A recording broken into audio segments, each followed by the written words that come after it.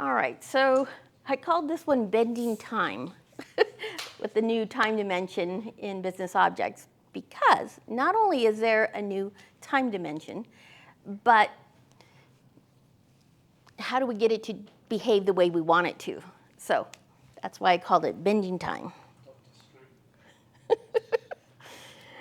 All right. I don't know if you can read that. The trouble is you think you have time. And that's kind of the way I felt about this time dimension variable. So it was introduced in 4.2 SP6. And it's similar to, if any of you are also universe developers, with date objects, there was that option in there to create time dimensions. But they also were problematic as well, so we didn't use them very often. We ended up, building them out with SQL. So that's what this reminded me of as soon as I saw it. It does give you the options there real quick, and then you have to try and deal with what it gives you. This I didn't realize. The authoring for this is currently only available in HTML, which really surprised me, because back in 4.2 SP3 or 4, they came out with a statement saying, any new things we come out with, we're going to have parity across all types, whether it's in Java or HTML or rich client, we're going to put it in everything.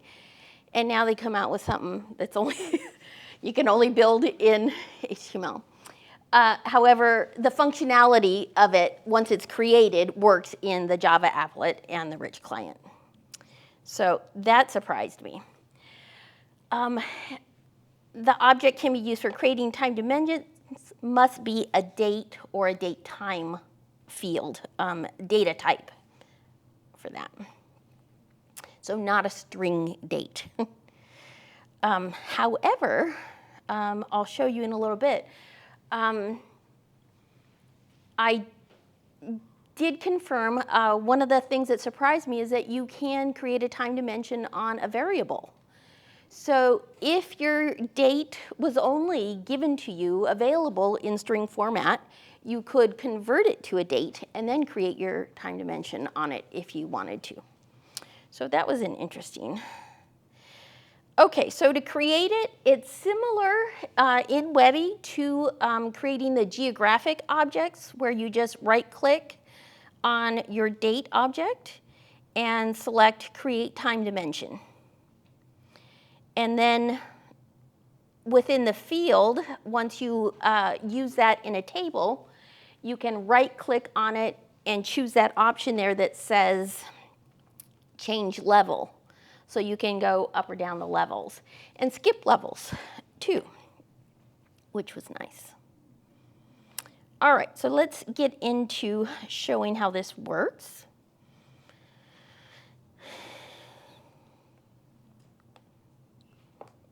All right, so I have this report I created here, and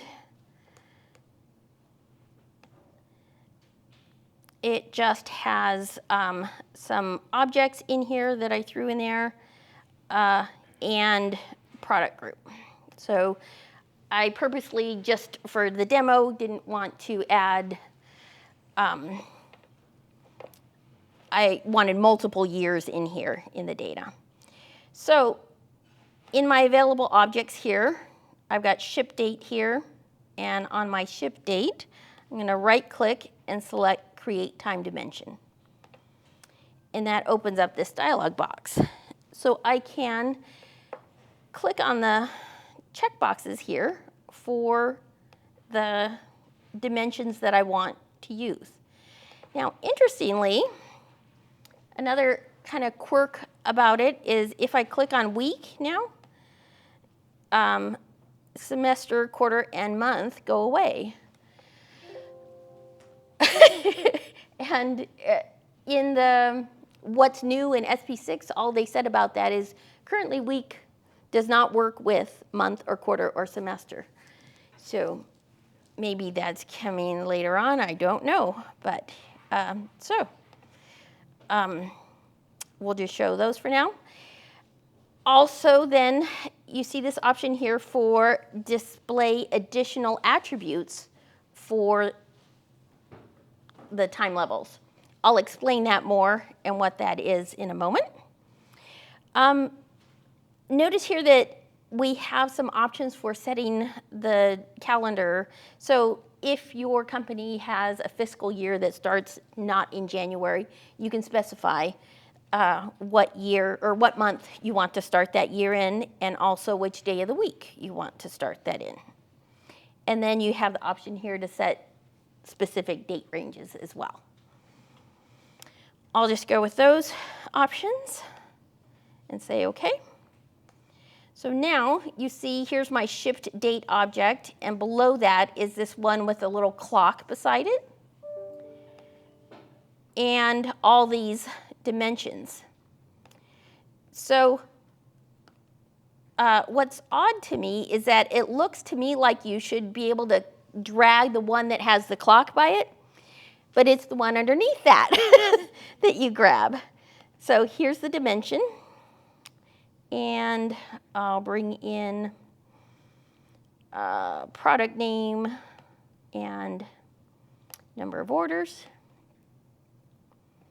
Or I should have done number of shipments. There we go.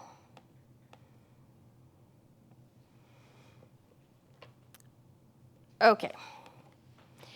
So this is my time dimension object.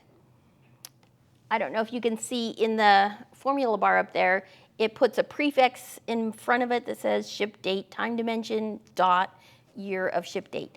What you call it up here, that can be changed in that dialog box. You can call it whatever you want it to. So what it says up here, you can change what it's called up there. And to change the dimension, I'll right click and click change level, and I'll go down to month. And so it's got my months in there now. It says January and the years in there. Okay. So now I'm going to. You can use that as a drill feature then? Yes, it does work like a drill feature. So they just right click on it and change the dimension. Yeah. So this is the semester one, which is really first half of the year, second half of the year. I don't know if, I haven't tested out using a custom calendar. If I did say my year started in August, would the first half? I think it would, but I haven't tested that. So I'm not sure if that semester would accommodate that. All right. So remember on here with these, I checked the little box that said bring in additional attributes. So let me change this one. Oh, shipped semester of ship date is in here. So these are the additional attributes or details. So let's say I just wanted it to say the semester name. So S1 or S2. So that looks good, right? However, when I right click, now the time, there's no more change levels. So they give that to you and then you can't use it. So, as an additional field to the table? So like leave your year shift, but add that as a different column? yes, you could. And you could hide that, but then you couldn't change levels again. So, yes. So that was an interesting flavor that I didn't expect either. I'm going to change this to months again. And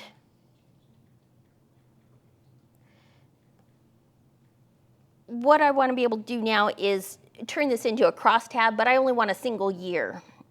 So I'm going to edit this data and choose, let's see. I think I'm going to switch to the order date and bring in just my order dates from 2009. All right. So on this one, I'm going to add a new, create a time dimension on order date and select month and quarter. And I'm not going to bring in the additional dimensions this time. I'll just say those two. So I've got my time dimension, and I'll start off with quarter and product name and number of orders. And then I want to turn this into a crosstab.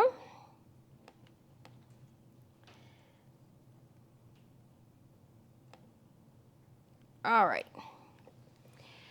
So from a crosstab now, I can turn this into, or change the level to month. If I was using this in a Webby report where time or space was really an issue and I need it not to stretch out so far, I would want to modify the name here so I could use a short month name, right? So if I put a string function up here that says, just show me the left 3 on that, it does. Now I lost my sort. You notice that the time dimension did give me a calendar sort, which was cool. But also, it loses, now you can't change the level anymore. So that was really annoying. However, what I wanted to show you is how I can overcome that. And this is the time bending part. How I can get it to display the way I want it to and still have the ability to change the levels, okay? And the way I accomplished that was with conditional formatting. So you get it to display something, but it's still doing the work underneath, all right? So I'm gonna create a condition here, create a new rule, which I'll call time bending. And this is the interesting part. So you, instead of specifying the cell, because in that cell it could be the month or it could be the quarter or semester or year, right? So I don't want to specify the object name. What I'm going to choose here in this first one is cell contents. So if the cell content is equal to, and here is where I'll choose one of my time dimensions. So the first one is a month, since I have a month back there now. And then I'm going to click on the format here. And this is where I will put my formula. So I'll click on the FX here. And here I'll use that exact formula that I was using earlier, left month of order date, semicolon 3, and it's happy with that. And then I'll change the color so it's not red, so it's just black, and say OK. And so that's my first condition. Now I have quarter as well, so I'm going to add a second condition here and say where my cell contents is equal to, and I'll select the quarter.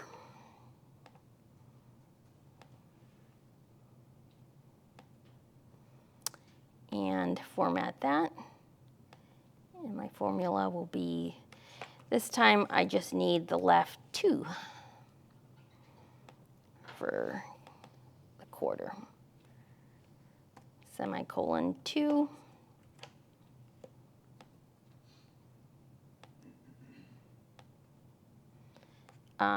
Change the color.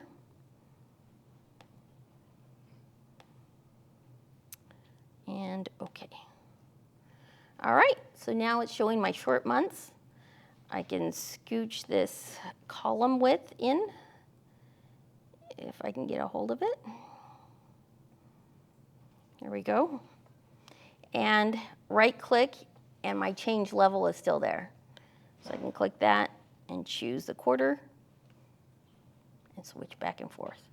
So I get the advantage of the functionality with the short names that I want. Have you tried creating that field as a variable to see if it will let you do the switch through a variable versus having to right click on it? Well, explain. So your variable. The field that you pulled in, the order date, time period. That same field, rather than bringing it in. Well, you bring it in, but set that out also as a variable so you can switch back and forth. Even like an input control on that variable. Oh, sorry, not a variable input control, yeah.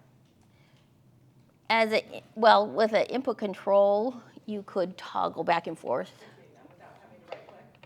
I believe so. Let's try it.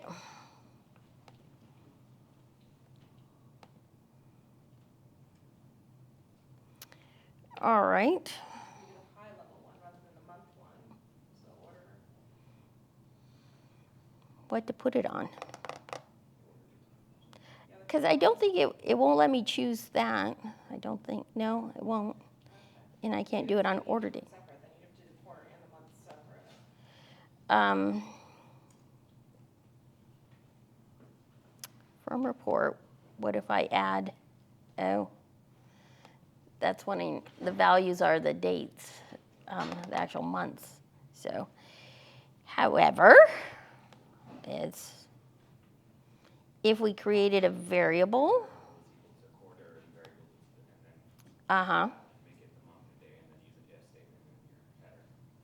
Okay, let's try it.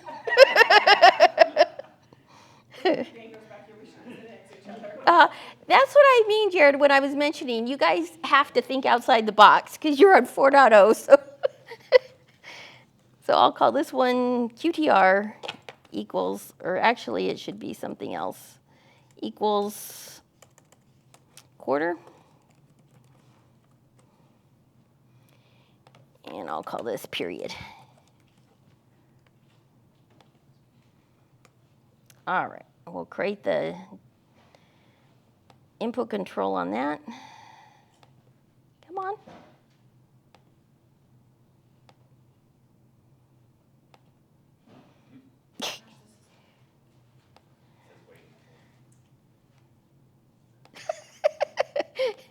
Now my input controls are completely gone. Come on. Select a field first and You take it. confused it. It's broken. We confused it. That's weird. Oh, there it is. All right, new, based on period. And we'll do radio buttons. And so the first one will be quarter, and the second one will be month.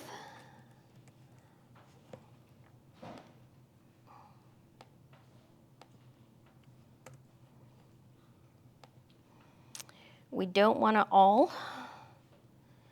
The default will be quarter.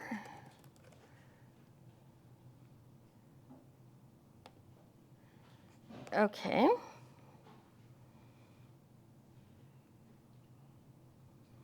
So if the input control, if period equals, so we do need a variable, another variable here.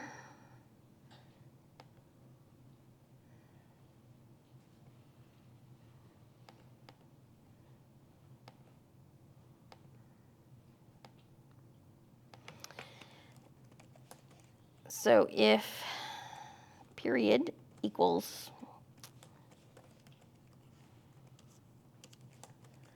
quarter, then our quarter object, else the month object.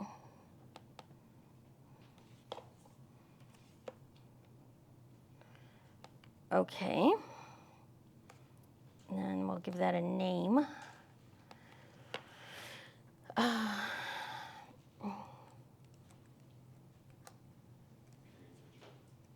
Pardon? Period switcher. Period switcher. Time period switcher. Okay, so I'll move that up there. And so now it does. Keep the order right. Yeah, we'd have to add a custom sort to that again. However, we also couldn't do the time dimension there. You do lose. Yeah, but that's a little, Yeah, if you were doing the it. input controls are a little easier than the right click sometimes too. Yeah, I kind of think so as well. I was just thinking if you had a user that was in reading only and that's all they had access to, Yeah, they can't and do input that. control would work great to do that, once we could do the custom sort on the month. Mm-hmm.